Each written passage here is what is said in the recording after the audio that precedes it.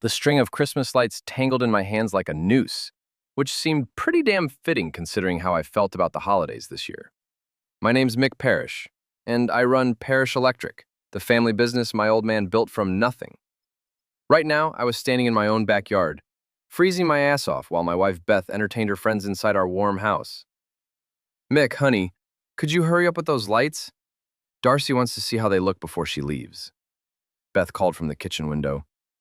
Her voice had that fake sweetness that made my teeth ache worse than the December cold. I looked up at her perfectly made-up face framed in the window.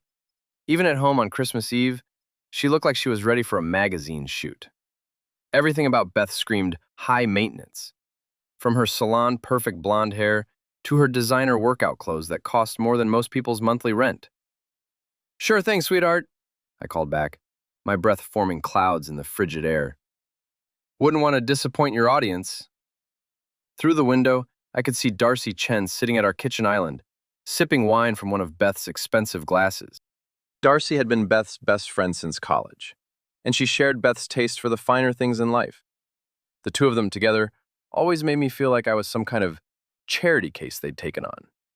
I untangled another section of lights, my fingers numb despite the work gloves. The irony wasn't lost on me. Here I was, a guy who'd been working with electrical systems for 15 years, struggling with a string of cheap Christmas lights, while my wife complained about my lack of ambition. "You know, Mick," Beth said, stepping out onto the back porch with her arms crossed, "other husbands would have hired someone to do this." "Other husbands don't own electrical contracting companies," I replied, not looking up from the lights. "Besides, I thought you liked saving money."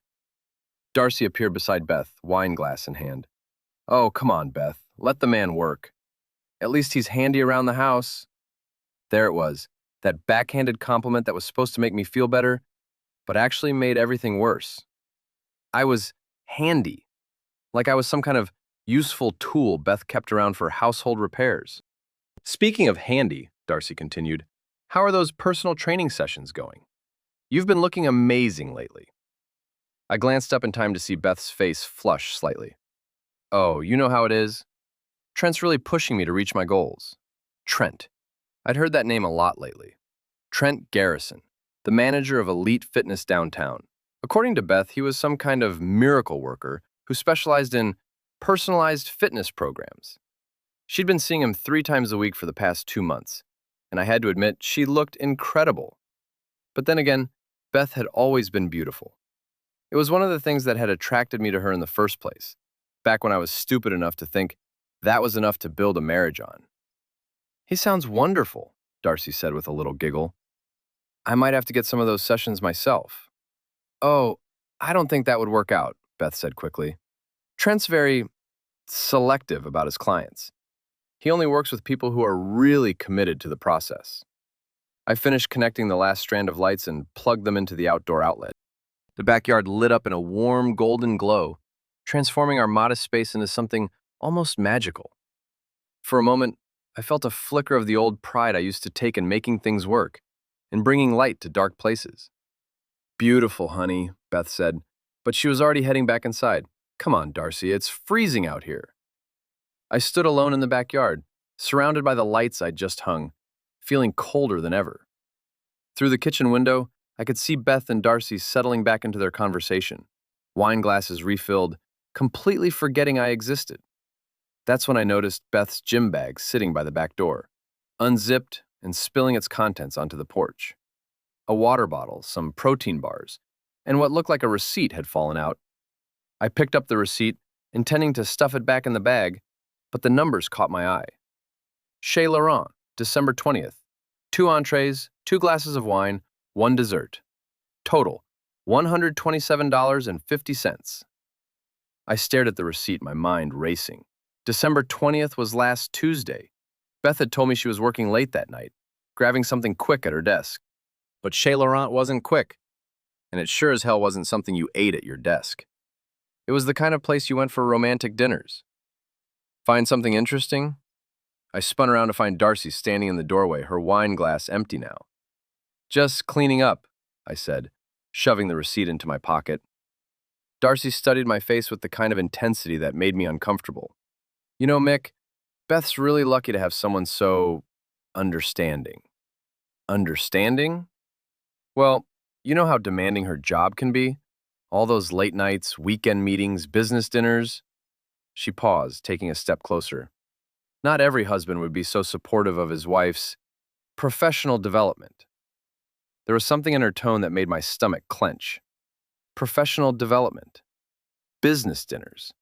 The receipt in my pocket suddenly felt like it was burning a hole through the fabric. I should probably head inside, I said. Probably, Darcy agreed. Beth's been talking about wanting to redecorate the living room. Something about needing a fresh start. She went back inside, leaving me alone with my thoughts and the receipt. A fresh start. That phrase echoed in my head as I looked around the backyard I just illuminated. Everything looked different in the artificial light. Prettier, but somehow less real. I pulled out my phone and did a quick search for Chez Laurent. Their website showed a dimly lit restaurant with intimate booths and a wine list that started at $40 a bottle. Definitely not the kind of place you went alone for a quick business dinner. The back door opened again, and Beth appeared with her coat on. "I'm driving Darcy home," she announced. "Her car's in the shop." "I thought you said she drove here." Beth's pause was barely perceptible, but I caught it. "I meant she took an Uber. I'm giving her a ride back." "Want me to come along?" "No need. We're just going to stop by the gym first so I can grab my water bottle. I think I left it there after my session today." Another lie. Her water bottle was right there in her gym bag, sitting by the door where I'd just seen it. "Okay," I said. "Drive safe." Beth kissed my cheek, a quick, distracted peck that smelled like wine and expensive perfume. "Don't wait up. Darcy and I might grab a drink after I drop her off." I watched them drive away in Beth's BMW, the taillights disappearing around the corner like two red eyes winking out. Then I went inside and sat at the kitchen island where they'd been drinking, staring at the two empty wine glasses and feeling like the biggest fool in the world. The receipt wasn't the only evidence. Over the next hour, I found more pieces of the puzzle I'd been too blind to see. A gym towel in the laundry, with lipstick stains that didn't match any color Beth owned. A credit card statement showing charges at restaurants I'd never been to, on nights when Beth claimed to be working late. And finally, hidden in the bottom of her gym bag, a burner phone. My hands shook as I scrolled through the messages. The contact was listed simply as T, but the content made it clear who T was. The messages were explicit, passionate, and recent. Very recent. The last one had been sent just 2 hours ago. "Can't wait to see you tonight. Usual place." There was a photo attached to one of the messages. A shirtless man with a distinctive tattoo of a lightning bolt on his shoulder. I recognized him from the elite fitness website. Trent Garrison, personal trainer and home wrecker. I sat in my kitchen, surrounded by the warm glow of the Christmas lights visible through the window, holding the evidence of my wife's betrayal in my hands. The house felt different now, like the foundation had shifted when I wasn't paying attention. When Beth came home 3 hours later, I was waiting for her in the living room, the burner phone sitting on the coffee table between us. "We need to talk," I said. Beth looked at the phone, and for just a moment, her mask slipped. I saw fear flash across her face before she composed herself. "I can explain," she said. "I'm sure you can. You've gotten pretty good at explaining things lately. Like those business dinners and late-night meetings." Beth sat down across from me, her posture perfect even in defeat. "Mick, you have to understand. What I understand is that my wife has been screwing her personal trainer for at least 2 months, lying to my face about it, and making me feel like an idiot in my own house." "You don't know what it's like," Beth said, her voice rising. "Being married to someone with no ambition, no drive. Do you know how embarrassing it is when my friends ask what my husband does for a living? 'Oh, he's an electrician.' Like I married the help." Her words hit me like a physical blow. "I own a business, Beth, a successful business that pays for this house, your car, your gym membership, and everything else you take for granted." "A business your father built," she shot back. "You just maintain it. There's a difference between building something and just keeping the lights on." I stood up, the phone still clutched in my hand. "Well, congratulations. You found someone who meets your standards. I hope he's worth it." Beth's expression softened slightly, like she was trying a different approach. "Mick, it doesn't have to be like this. We could work something out. I mean, we've been growing apart for years. Maybe it's time we both admitted this marriage isn't working. You're right about one thing, I said. This marriage isn't working. But it's not because I lack ambition, Beth. It's because you lack character. I headed for the door, pausing only to look back at her one more time. She was sitting on our couch in our living room, under the soft glow of our Christmas lights, looking like the beautiful, cold stranger she'd apparently always been. Enjoy your fresh start, I said. But remember, I'm an electrician. I know exactly how to cut the power when someone's not paying their bills. The look of confusion on her face was almost worth everything I'd lost that night. Almost. The next morning, I sat in my office at Parrish Electric, staring at a cup of coffee that had gone cold an hour ago. The business occupied a converted warehouse on the industrial side of town. Nothing fancy, but it was ours. My father had started the company in 1987 with nothing but a van and a toolbox. Now we employed 12 people and handled everything from residential wiring to commercial installations. "You look like hell," said Janine Morrison, my office manager, as she walked in with a stack of invoices. Janine was in her 50s, tough as nails, and had been with the company since before I took over. She knew everything about everyone in town, which made her invaluable for both business and personal intelligence gathering. "Rough night," I admitted. "Beth giving you trouble again?" I looked up surprised. "What makes you say that?" Janine sat down across from my desk and gave me the look she usually reserved for clients who tried to negotiate our prices. "Mick, I've been watching that woman circle you like a vulture for years.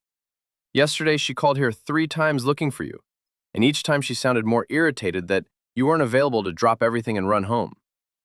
She was having friends over, wanted me to hang Christmas lights." "Uh-huh. And I suppose that's why she's been working late so much lately. To prepare for her Christmas party." I set down my coffee cup. "What do you know about Beth's work schedule?" "I know she hasn't been working late nearly as much as she's been telling you. My cousin Rita works at the cleaning company that does the downtown office buildings. Beth's office has been dark most nights by 6 o'clock. The pieces were falling into place, creating a picture I didn't want to see but couldn't ignore. Janine, what else have you heard?" She leaned forward conspiratorially. "Well, Rita also mentioned that Beth's been seen around town quite a bit, usually with that trainer from Elite Fitness. They've been spotted at some pretty romantic places for business meetings." "How long has this been going on?" "Couple months at least. I didn't want to say anything because, well, it wasn't my place. But since you're asking..." She pulled out her phone and scrolled through some photos. "Rita sent me this last week." The photo showed Beth and Trent sitting in a corner booth at Romano's, an Italian place across town. They were leaning close together and Trent's hand was clearly visible on Beth's thigh. The timestamp showed it was taken last Thursday, the same night Beth had told me she was attending a mandatory company meeting. "I'm sorry, Mick," Janine said softly. "I really am." Before I could respond, the office door burst open, and Ricky Martinez walked in, covered in dust and carrying a toolbox that had seen better days. Ricky was my foreman and had been my best friend since high school. If Janine was my intelligence network, Ricky was my muscle. Not that I'd ever needed muscle before. "Morning, boss. Janine." He stopped when he saw our faces. "What's wrong? Somebody die?" "Mick's marriage," Janine said bluntly. "Shit, really?" Sorry, Janine, but really?" I filled Ricky in on the previous night's discoveries, watching his expression grow darker with each detail. By the time I finished, he was pacing around the small office like a caged animal. "So what's the plan?" he asked. "Plan? Come on, Mick. You're not just going to roll over and take this, are you? This asshole is messing with our family. Parrish Electric is family, and your family, which means we've got a problem." "I appreciate the support, Rick, but this is between me and Beth." "Like hell it is," Janine interjected. "Beth's been using your reputation in this town to build her social status for years. Now she's making you look like a fool. That affects all of us." She had a point. In a town this size, reputation mattered. If word got out that my wife was cheating on me and I just took it lying down, it would affect how people saw me, both personally and professionally. Respect was currency in the contracting business, and I couldn't afford to look weak. "Okay," I said slowly. "What do you two suggest?" Ricky grinned. First, we gather more intel. Know your enemy and all that. Janine, can Rita get us more information about their schedule? Already on it, Janine said, typing something into her phone. I'll have a full report by this afternoon. Good, and I'll do some reconnaissance of my own. What about you, boss? You ready to fight back? I thought about Beth's words from the night before, about how embarrassed she was to be married to just an electrician, about how I lacked ambition and drive, about how I was nothing more than someone who kept the lights on. Yeah, I said, feeling something cold and determined settling in my chest. I'm ready. The first step was surveillance. That afternoon, Ricky and I parked across the street from Elite Fitness in my work van, pretending to review blueprints while actually watching the entrance. At 2:30 p.m., Beth's BMW pulled into the parking lot. There she is, Ricky muttered, adjusting the side mirror for a better view. Beth got out of her car wearing yoga pants and a sports bra that probably cost more than Ricky made in a day. She looked around the parking lot, checking for witnesses, I realized, before heading inside. How long do her sessions usually last? Ricky asked. She's usually gone for about 2 hours. We waited. At 3 p.m., a black pickup truck pulled up and parked next to Beth's car. The driver got out, and I recognized him immediately from the photos on the burner phone. Trent Garrison was everything I wasn't. Tall, muscled, with the kind of confident swagger that came from never having to work for anything in your life. That's him? Ricky asked. That's him. Looks like a douche. I had to agree. Trent was wearing designer workout clothes and had the kind of perfect hair that required daily maintenance. He walked into the gym like he owned the place, which, according to the business listing, he pretty much did. So what now? Ricky asked. Now we wait and see how long this training session lasts. It lasted 3 hours.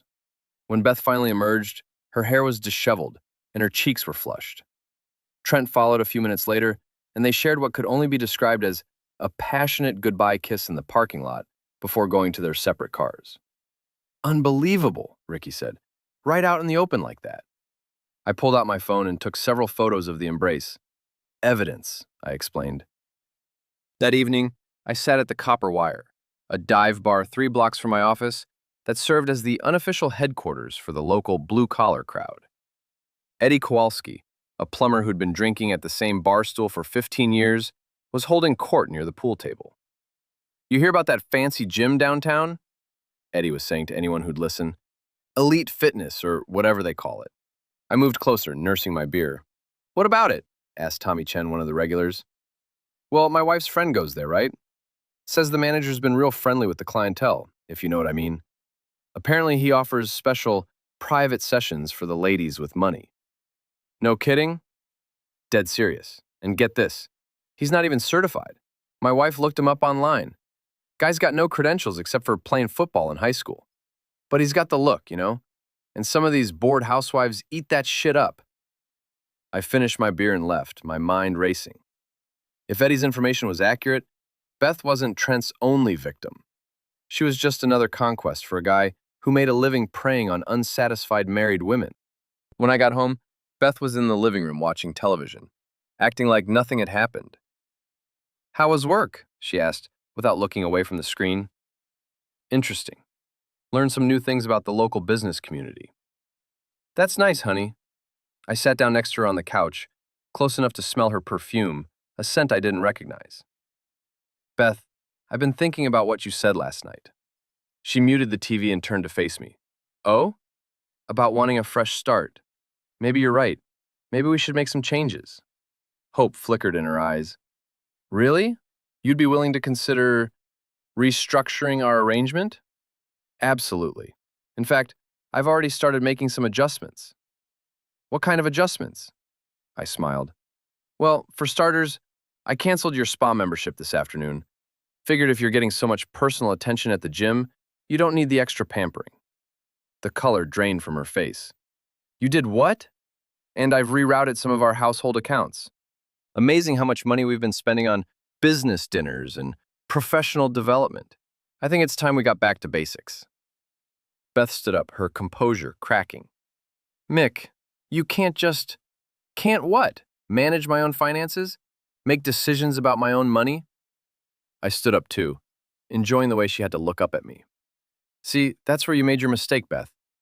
You thought I was just some dumb electrician who'd never figure out what was going on. But here's the thing about electricians. We're really good at tracing circuits and finding where the power's being diverted. I don't know what you think you know, but I know about Trent. I know about the restaurants, the lies, the burner phone. I know you've been treating our marriage like your personal piggy bank while you shop around for a better deal. Beth's mask finally slipped completely. Fine. You want the truth? Yes, I'm seeing Trent. And yes, I've been unhappy for years. But what did you expect, Mick? You have no ambition, no vision for the future. You're content to just coast through life, fixing other people's problems while ignoring your own. My problem, I said quietly, is that I married someone who doesn't understand the difference between building something that lasts and just looking for the next shiny object. Well, congratulations. Now you know how I feel. I headed for the stairs, pausing at the bottom step. Beth, tomorrow you might want to find alternative transportation. Your car's been having some electrical problems. The next morning, Beth discovered that her BMW wouldn't start. The engine turned over, but something was preventing it from catching. She called me at work, furious. What did you do to my car? Nothing permanent, I said cheerfully. Just a small adjustment to the ignition system. Completely reversible, but it'll take a certified mechanic to figure out what's wrong. This is ridiculous. How am I supposed to get to work? I hear Uber's pretty reliable, or maybe Trent could give you a ride. I'm sure he'd be happy to help. The silence on the other end of the line was deafening. This isn't over, Mick. No, I agreed. It's not. By the time I got to the office that morning, Janine had compiled a full intelligence report that would have made the CIA proud. She'd spread everything out on the conference table like a military briefing. Okay, here's what we know, she began, pointing to a timeline she'd drawn on the whiteboard. Beth and Trent have been meeting regularly for 2 months. They have a standing appointment every Tuesday and Thursday at 2:30, plus weekend sessions that last anywhere from 3 to 4 hours. Jesus, Ricky muttered. That's a lot of personal training. It gets better, Janine continued. Rita did some digging and found out that Trent's been running this same scam for years. He targets married women with money, offers them special attention, and then milks them for expensive dinners, gifts, and sometimes direct payments for his specialized services. So he's basically a gigolo, I said. A gigolo with a business plan. And here's the kicker. Beth isn't even his only current client. He's also been seeing Margaret Hartley, the mayor's wife, and at least 2 other women we know of. I sat down heavily in my chair. It was one thing to know your wife was cheating. It was another to find out she was just one of several women being conned by the same guy. There's more, Janine said. Beth's been using your joint credit cards to pay for gifts for Trent.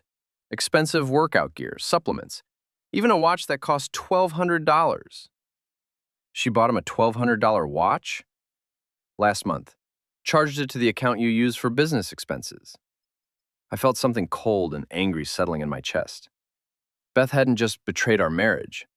She'd been stealing from the business to fund her affair. What about her social circle? I asked. How much do they know? That's where it gets interesting, Janine said with a sly smile. Darcy knows everything. In fact, she's been covering for Beth, providing alibis and helping coordinate the meetings.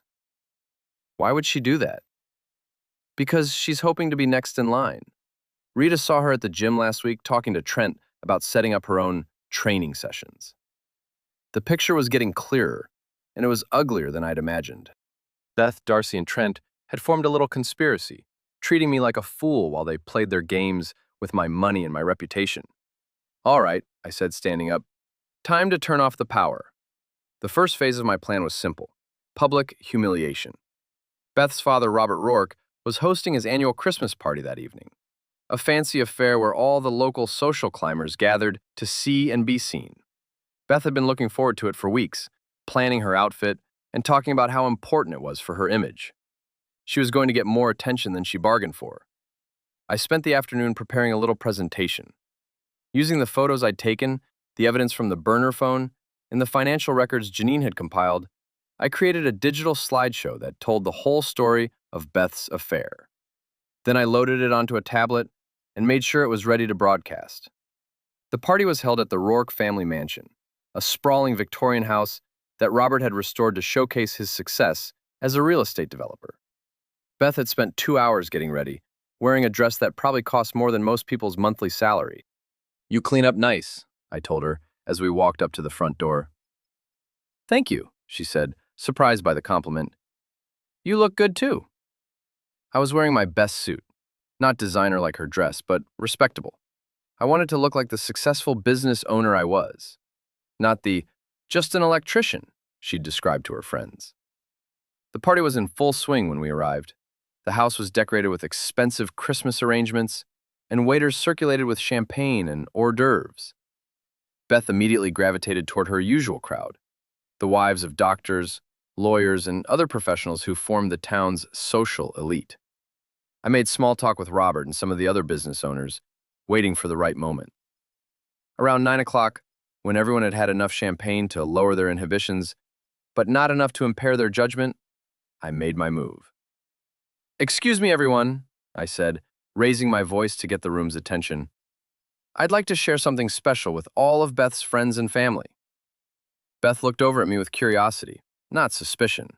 She probably thought I was going to make some romantic gesture or anniversary announcement. I pulled out the tablet and connected it to the room's sound system, a skill that came in handy when you understood electronics. As most of you know, my wife Beth has been working really hard lately on her personal fitness. I thought you might like to see how dedicated she's been to her training program. The first photo appeared on the tablet screen, Beth and Trent kissing in the gym parking lot. The room went dead silent. "This is from last Tuesday," I continued conversationally, as if I was narrating a vacation slideshow. Beth told me she was working late, but as you can see, she was getting a very different kind of workout. Beth's face went white. "Mick, stop this right now." "Oh, but we're just getting started," I said, advancing to the next photo. This one showed them entering a hotel together. "And here's Thursday's session." Very intensive, apparently, lasted almost 4 hours. The whispers started then, rippling through the crowd like electricity through a circuit. I could see Beth's social circle exchanging glances, some shocked, others clearly enjoying the drama. "Of course, fitness training can be expensive," I continued, pulling up the financial records, "especially when you're buying your trainer gifts. This Rolex, for example, cost $1,200, charged to our business account naturally." Robert Rourke stepped forward, his face red with anger and embarrassment. "That's enough, Mick. This is neither the time nor the place." "Actually, Robert, I think this is exactly the right time and place. See, Beth's been telling everyone how embarrassed she is to be married to just an electrician, how I lack ambition and vision. But I think the real problem is that she lacks character." I looked around the room, making eye contact with as many people as possible. "Beth's been lying to all of you, just like she's been lying to me, using our money to fund her affair, making me look like a fool while she plays house with her trainer. But here's what she didn't count on. Electricians are good at exposing things that are supposed to stay hidden." Beth was crying now, mascara running down her cheeks. "Please, Mick, don't do this." "You should have thought about that before you decided to redecorate our marriage," I said.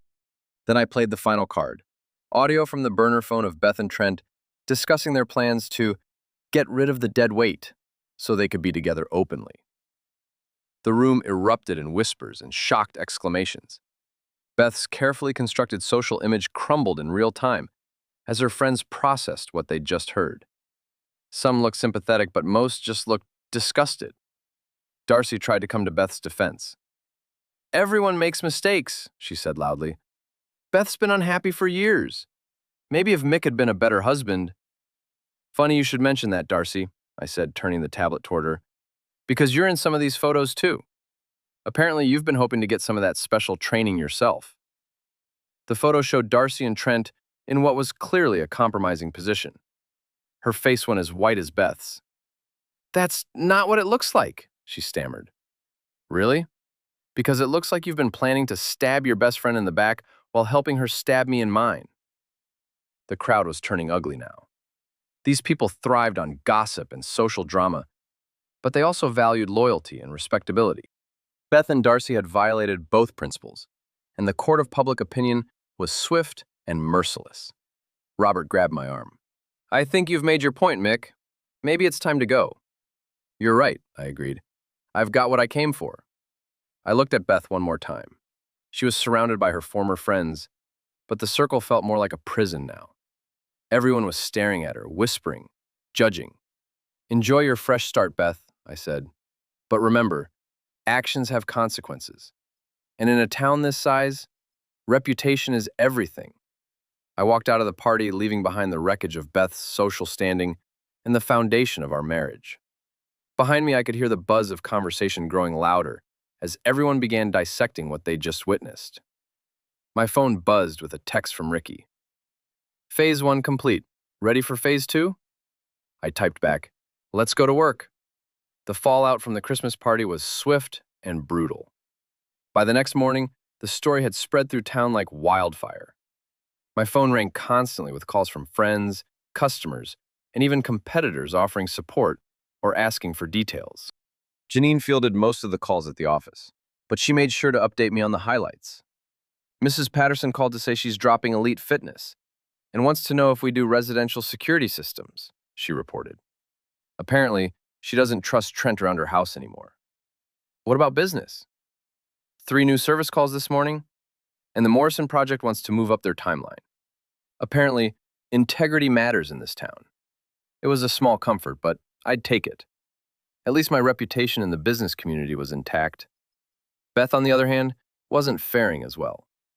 According to Janine's intelligence network, she'd called in sick to work and was holed up at Darcy's apartment.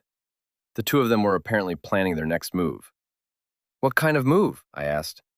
"Legal, most likely?"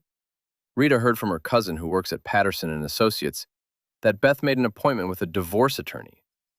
I'd been expecting that. What I hadn't been expecting was the knock on my office door at 2 p.m. Trent Garrison stood in the doorway, looking less polished than usual. His perfect hair was disheveled, and there were dark circles under his eyes. "We need to talk," he said. Ricky stood up from his desk, but I waved him off. "It's okay, Rick. Come in, Trent. Have a seat." Trent closed the door behind him and sat down across from my desk. Up close, I could see that his confident facade was cracking. The public exposure had clearly rattled him. "Look, Mick, I think there's been a misunderstanding," he began. "Has there? Because from where I'm sitting, it seems pretty clear. You've been screwing my wife and taking my money. What's to misunderstand?" "It's not that simple. Beth came to me. She was unhappy, looking for someone to talk to. Things just developed naturally." I leaned back in my chair. Naturally. Like a $1,200 watch develops naturally? Trent's jaw tightened. "She wanted to buy me things. I told her it wasn't necessary, but she insisted." "Right. And I suppose all those hotel visits were just for talking?" "Look, I'm not proud of how this went down, but Beth's an adult. She made her own choices." "You're absolutely right," I said. "She did make her choices, and now I'm making mine." Trent leaned forward. "What's that supposed to mean?" "It means your little side business is over. I've already contacted the health department about some irregularities in your facility. Turns out, offering personal services without proper certification is a violation of several regulations." The color drained from his face. "You can't do that." "Actually, I can. See, when you mess with someone's livelihood, they tend to get creative about fighting back. And I know a lot of people in this town. People who take a dim view of con artists who prey on married women. This is harassment. No, this is business. Your business model was based on discretion and reputation. I've eliminated both of those assets. Now you get to see how well Elite Fitness does when everyone knows what kind of training you really offer." Trent stood up, his hands clenched into fists. "You think you're so smart, don't you? Well, here's something for you to think about. Beth never loved you. She told me you were boring, pathetic, a disappointment. She was planning to leave you anyway. I just gave her a reason to do it sooner." His words stung, but I didn't let it show. "Maybe so, but at least I never had to pay someone to pretend to care about me." Trent's face flushed red. "This isn't over." "You're right," I agreed. "It's not." After he left, Ricky came into my office. You okay, boss? Yeah, just getting a clearer picture of what we're dealing with. What's the next move? I thought about it. Beth and Trent had humiliated me, stolen from me, and made me look like a fool. But more than that, they'd underestimated me. They thought I was just some simple electrician who'd roll over and take whatever they dished out. Time to show them how wrong they were. Ricky, how'd you like to take a little field trip? That evening, we parked outside Elite Fitness and waited.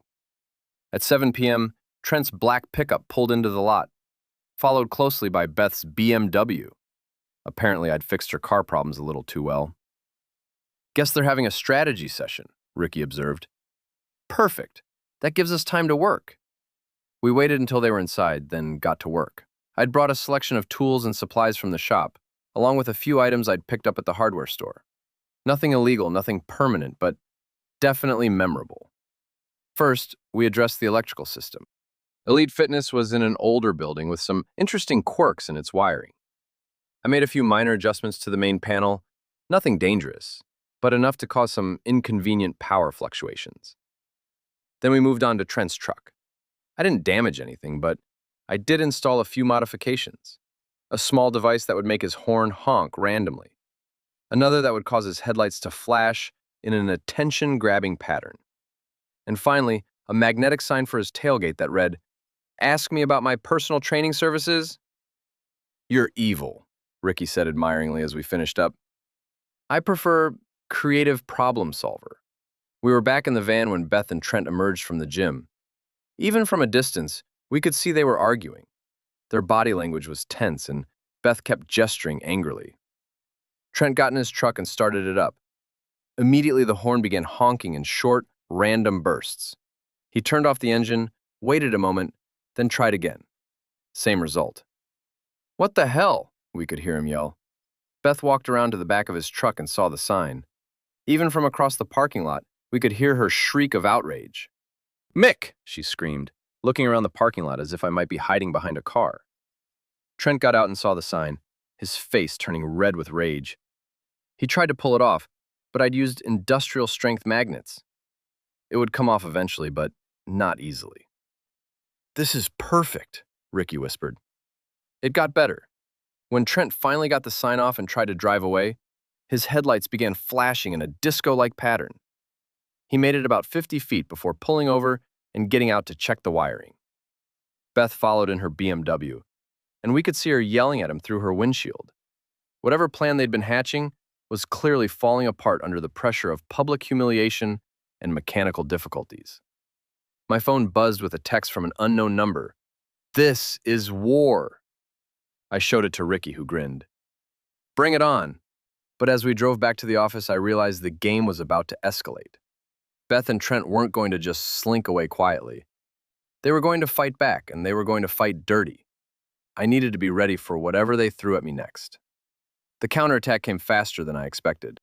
I arrived at the office Monday morning to find a certified letter waiting for me. A cease and desist order from Patterson and Associates, Beth's divorce attorney, demanding that I stop harassing their client and her friend. "Friend?" Janine snorted when I showed her the letter. "That's what they're calling it now?" Apparently, they're also claiming I've been engaging in stalking, property damage, and interference with their business. Can they make any of that stick? I read through the legal language carefully. Probably not. Everything I've done has been either on my own property or in public spaces, and I haven't damaged anything permanently. What about the gym's electrical problems? What problems? I just performed some routine maintenance on an older building's electrical system. If they're having power fluctuations, they should call a qualified electrician. Ricky walked in carrying coffee and donuts. "Morning, boss. Janine, what's with the long faces?" I handed him the letter. He read it, then crumpled it up and tossed it in the trash. "That's it?" he asked. "That's their big move? A strongly worded letter from a lawyer?" "It's just the opening shot," I said. "Beth's not stupid. She's going to try to paint herself as the victim here. Make it look like I'm some kind of abusive husband who can't accept that his marriage is over. Are you worried?" I thought about it. Not worried exactly, but I need to be smart about this. One wrong move and she could turn the whole narrative around. That's when Janine's phone rang. She answered it, listened for a moment, then held it out to me. It's for you. Says it's important. I took the phone. Mick Parrish. Mr. Parrish? This is Detective Sarah Collins with the police department. I'd like to speak with you about a complaint we've received. My stomach dropped. What kind of complaint? Why don't we discuss it in person? Could you come down to the station this afternoon? Am I being charged with something? Not at this time. We just want to get your side of the story. After I hung up, Ricky and Janine stared at me expectantly. They called the cops, I said. Shit, Ricky muttered. What are you going to do? Tell the truth, and hope it's enough. The police station was a modern brick building downtown, designed to look friendly and approachable. Detective Collins met me in the lobby, a woman in her 40s with graying hair and sharp eyes that missed nothing. Thank you for coming in, Mr. Parrish, she said, leading me to a small interview room. Can I get you some coffee? I'm fine, thanks. She sat down across from me and opened a folder. I'll get right to the point. We've received a complaint from your wife alleging harassment, stalking, and destruction of property. What kind of destruction of property? According to Mrs. Parrish, you've been sabotaging her car, interfering with her gym's electrical system, and vandalizing her friend's vehicle. I leaned back in my chair. Detective Collins, can I ask you something? Sure. Are you married? She looked surprised by the question. Divorced. Why? Then you understand that when a marriage falls apart, emotions run high. People say things, make accusations. Sometimes those accusations are more about hurt feelings than actual crimes. So you're denying these allegations? I'm saying the situation is more complicated than my wife is making it sound. She's been having an affair for the past 2 months, using our joint accounts to fund it, and lying to me about her whereabouts. When I discovered the truth and confronted her, she decided to go on the offensive. Detective Collins made notes in her file. What about the car trouble? I performed some diagnostic work on a vehicle I own. If there were any problems, they were temporary and easily reversible by any qualified mechanic. And the gym's electrical issues? I haven't been inside Elite Fitness in months. If they're having power problems, it's probably because the building is 40 years old and needs updated wiring. What about Mr. Garrison's truck? I smiled. What about it? Mrs. Parrish says you vandalized it. I haven't damaged anyone's property, Detective. If Mr. Garrison is having mechanical problems with his vehicle, he should take it to a qualified repair shop. Detective Collins studied me for a long moment. Mr. Parrish, I'm going to be straight with you. Your wife and Mr. Garrison are pretty upset. They claim you've been following them, taking pictures, interfering with their lives. Taking pictures in public places isn't illegal, and if they don't want to be followed, maybe they shouldn't conduct their affair in such obvious locations. Fair point, she closed the folder. Look, I've been doing this job for 20 years. I've seen a lot of messy divorces, and I know the difference between actual harassment and someone fighting back after being screwed over. But you need to be careful. If this escalates, if anyone gets hurt or property actually gets damaged, I won't have a choice but to take action. Understood. Good. And Mr. Parrish, for what it's worth, I'm sorry about your marriage, but don't let it destroy your life. I left the police station feeling like I dodged a bullet, but I knew Beth wasn't done. She was escalating the conflict, trying to use the legal system as a weapon.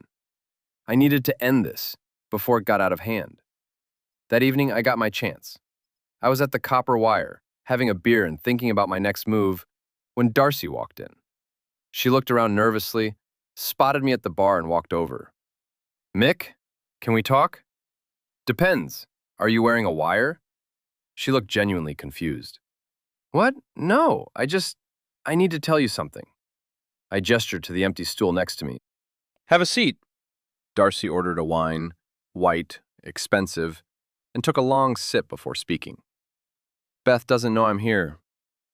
I figured. She's planning something. Something big. Like what? Darcy hesitated, then pulled out her phone. She asked me to record this conversation with Trent. Said she might need it for the divorce. She played the audio. It was Beth and Trent discussing their plan to claim I'd been physically abusive during the marriage, that I'd threatened them both, and that they feared for their safety. They were going to use it to get a restraining order and force me out of my own house. It's all lies, Darcy said quietly. You never touched Beth, never threatened anyone. But she thinks if she can make you look dangerous, she'll get a better settlement. I stared at the phone. Why are you telling me this? Because I'm tired of being used. Beth's not my friend. She's a manipulator who uses people to get what she wants. And Trent, he's already moved on to his next target. Some woman from the next town over. So, what do you want from me? Nothing. I just thought you deserved to know what you're up against. I finished my beer and stood up. Darcy, I need you to do something for me. What? I need you to set up a meeting. Tell Beth and Trent I want to talk, that I'm ready to discuss terms for the divorce. Somewhere public, with witnesses. Where? I thought about it. The town square, tomorrow at noon. Tell them I'll bring my lawyer. Will you? I smiled, in a manner of speaking. The next day I arrived at the town square 15 minutes early, carrying a briefcase and wearing my best suit. Janine and Ricky were positioned at nearby benches, pretending to eat lunch while actually serving as my backup and witnesses. Beth and Trent showed up right on time, along with Darcy and a man I didn't recognize, probably their lawyer. Beth looked confident, like she was about to win a game she'd been playing for months. Mick, she said coolly, thank you for agreeing to meet. Beth, Trent, gentlemen, I nodded to their lawyer. This is Richard Patterson, Beth said. He's representing my interests in the divorce proceedings. Pleased to meet you, Patterson said, extending his hand. I hope we can resolve this matter amicably. So do I agreed. In fact, I've prepared a little presentation that should clarify everyone's position. I opened the briefcase and pulled out a tablet, along with a small, portable speaker. Before we discuss terms, I thought you should see the evidence I've compiled. Evidence of what? Patterson asked. Fraud, conspiracy, perjury, the usual. I started the presentation with the audio Darcy had given me, Beth and Trent planning to make false accusations against me. Their faces went white as their own voices played back their conspiracy. That's illegal recording, Patterson said quickly. Actually, it's not. The recording was made by a third party, with consent from one of the participants. Perfectly legal. Next came the financial records showing Beth's unauthorized use of business accounts, the photos documenting the affair, and finally, a compilation of witness statements from people around town who'd seen Beth and Trent together. The way I see it, I said when the presentation finished, we have two options. Option one, we proceed with a contested divorce, where all of this evidence becomes public record. Beth gets exposed as an adulterer and a thief. Trent gets investigated for running a prostitution ring disguised as a gym, and everyone's reputation gets destroyed in the process. What's option two? Patterson asked quietly. Beth signs a simple, no-fault divorce agreement. She takes her personal belongings and walks away. No alimony, no property settlement, no false accusations. Clean break, minimal publicity. Beth found her voice. You can't be serious. I have rights. You have the right to remain silent, I interrupted, because anything you say from this point forward is going to be used against you in court. The question is, do you want this to be a private matter between us, or do you want it to become a public spectacle that destroys what's left of your reputation? Trent stepped forward. You think you're so smart, don't you? But you're forgetting something. Beth's got friends, connections, people who matter in this town. I looked around the square where a small crowd had gathered to watch the drama unfold. I recognized most of the faces. Business owners, contractors, longtime residents who'd known my family for years. You're right, Trent. Beth does have connections. Had connections. Past tense.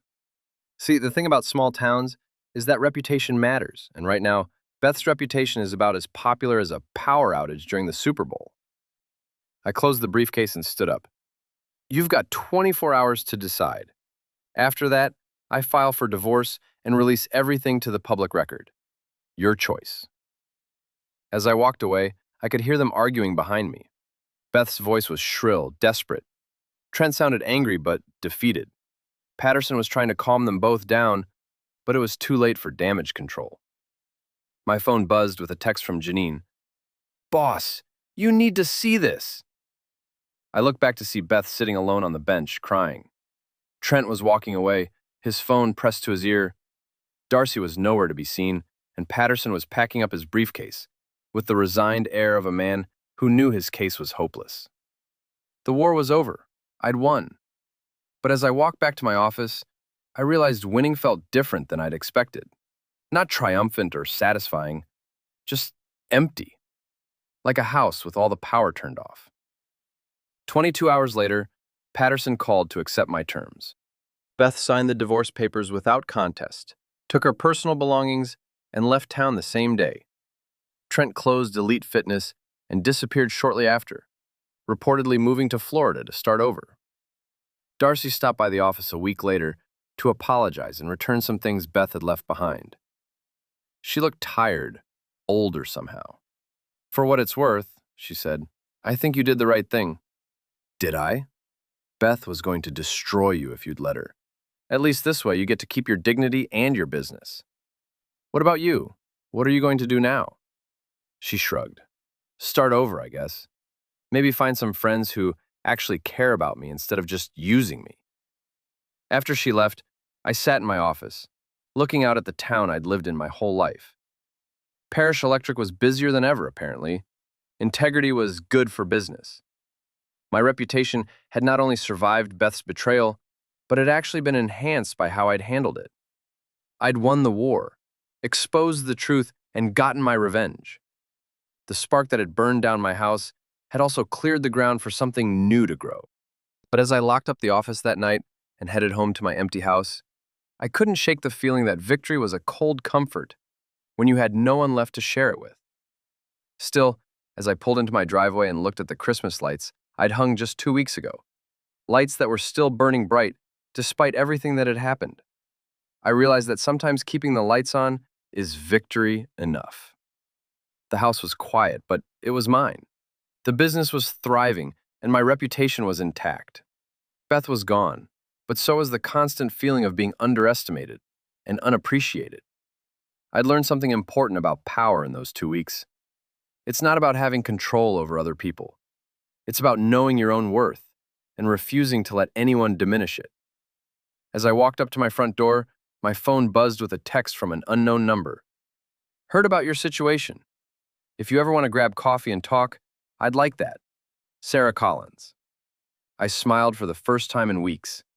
Maybe the house wasn't as empty as I'd thought. Maybe there was still power flowing through the circuits, waiting for the right connection to bring everything back to life. I turned on the lights and started planning for tomorrow.